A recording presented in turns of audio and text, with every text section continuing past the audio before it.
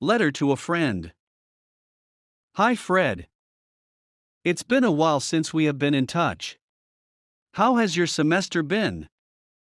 I wanted to send you an email update to let you know how things have been going during my semester abroad here in Malaga, Spain.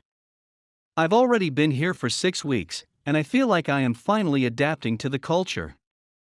I'm also speaking the language more fluently. I arrived during the first week of September. The weather has been very nice. Even though it's October, it's still rather sunny and warm.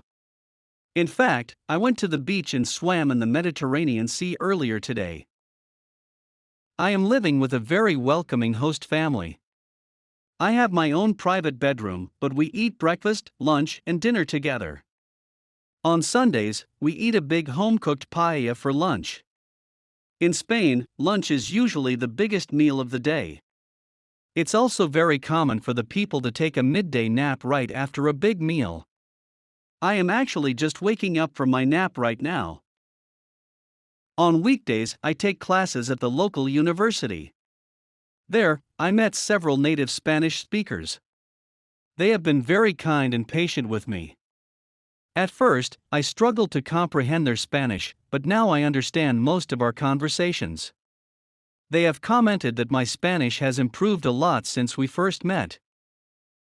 Now, I am more confident to use the language in other places like stores and restaurants. I am so glad that I decided to spend the semester here in Spain.